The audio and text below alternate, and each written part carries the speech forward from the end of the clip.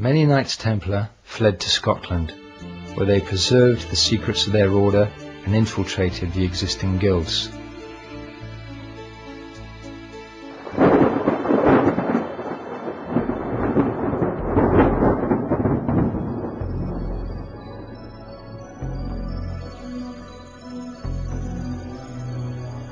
In 1420, the band Knights Templar founded a lodge in Scotland, where they established their international headquarters. The Knights Templar bided their time to found the so-called Scottish Freemasonry. On the 9th of January 1599, some Knights Templar founded the lodge at Atkinson in Scotland. On July the 31st of the same year, another lodge was founded in Edinburgh.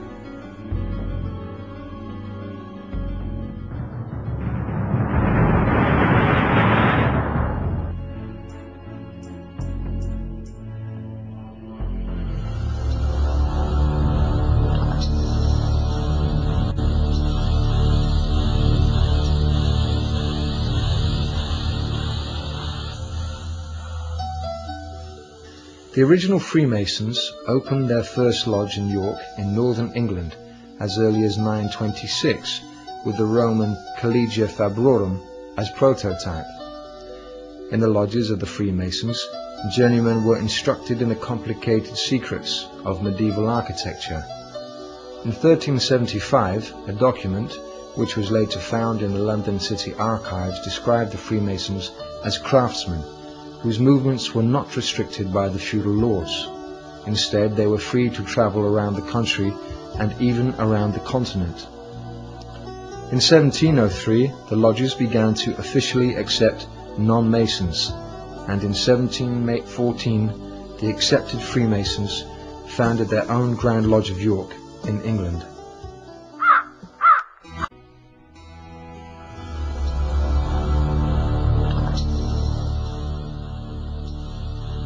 Above one of the columns outside Freemasons Hall in London, there is a symbol of Masonic global power, the globe wrapped in a net. It is also noteworthy that the communists practiced dragging their captured enemies in huge nets, which occurred, for instance, in 1940 in the Baltic States.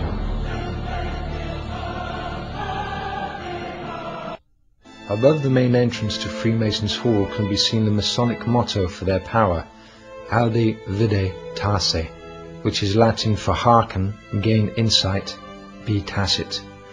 This means that the brothers who obey and remain silent about the secret plans of the Grand Masters gain insight into what is really happening in the world. Another inscription, now in Hebrew, above the main entrance, reveals their ideological origin, Kadosh le'Adonai, holy for Yahweh.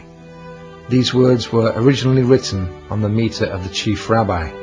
In the Torah, this mitre is called Netzah HaKodesh, which means the Holy Crown.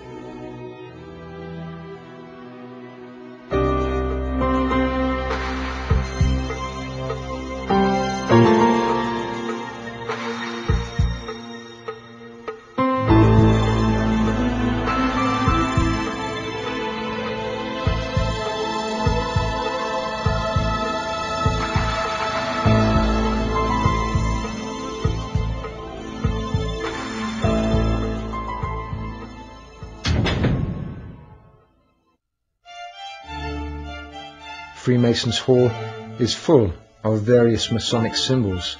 Inside there are as many as 20 small temples, together with the Grand Temple with its mosaic ceiling, stained glass windows and carved doors.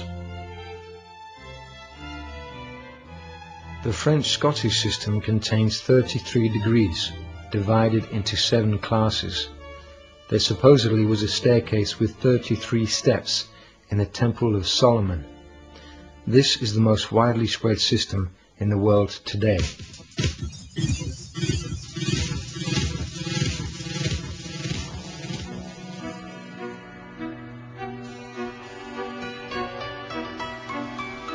In their propaganda films, the Freemasons only show their ceremonial procession to the Grand Temple. Often these men are willing tools in the hands of the economic forces that actually control banking and form policy. Usually they are not aware of their organization's bloody history. They have only discovered that Freemasonry will benefit their careers, otherwise they would have had difficulty prevailing.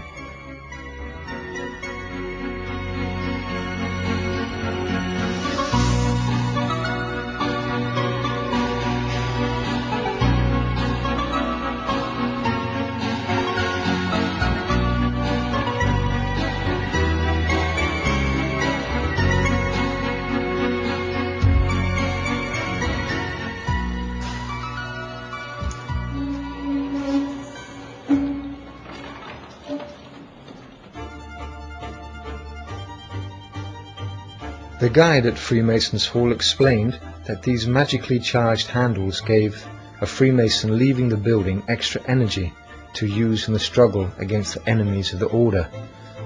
On the walls are murals showing angels with goat's feet, as if they were devils.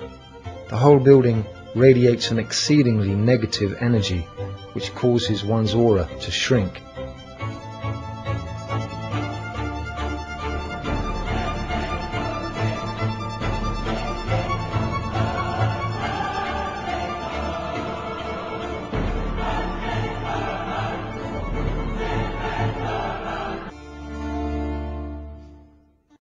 Presumably in 1779 the new secret and subversive organization was rechristened the Illuminati Order, and Weishaupt attached it at certain well-chosen points to Freemasonry. Its most important slogan became, "The Illuminati must rule the world." The motto of the Illuminati was freedom, equality, brotherhood. On the 20th of July 1785, the courier of the Illuminati, Jacob Lanz, who worked as a priest, was struck by lightning near Rathenberg in Bavaria and died. He had sewn a list of Illuminati members and some compromising papers into his priest's robe. The local police found other important documents at Lanz's house, including detailed instructions for the coming French Revolution. Some of the papers were addressed to the Grand Master of the Grand Orient in Paris. Everything was handed over to the Bavarian government, and on the 4th of August 1785, a ban on secret societies was issued.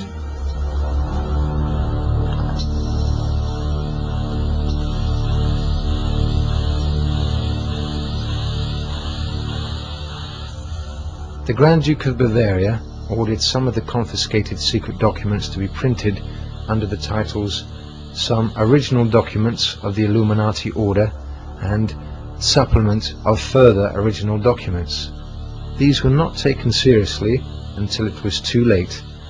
Today these documents exist only in the city archives in Ingolstadt, amongst other historical volumes of great interest.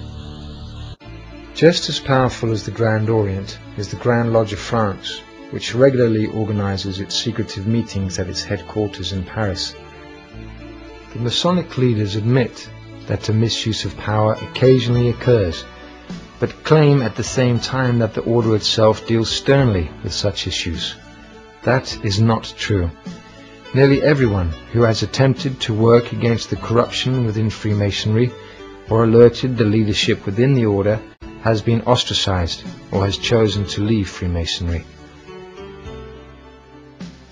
The Grand Master of the Grand Lodge of France, Georges Marcoux, stated in a letter to the members in 1929, "Freemasonry shall rule the world over, and from its immortal principles, inherited from one generation to the next, will be built a stable foundation, the basis of a more perfect ideal society." In actual fact, the Freemasons control the European Union. The Freemasons present themselves as wise and honest, concerned only with the practice of charity. It is, however, out of the question that a wise and honest person would become a Freemason. A member of a Masonic lodge cannot at the same time be wise and honest. If he is a Freemason and intelligent, he cannot possibly be honest. This was particularly true of the communists.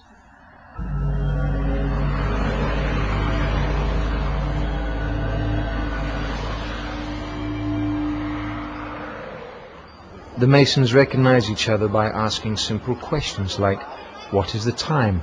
How old are you?" If you answer 9:30 or 50 years, this shows that you are not a brother. One is supposed to answer, "There is no time any longer," or "I am very old." You can also show that you are a brother by asking, "Do you also work day and night?"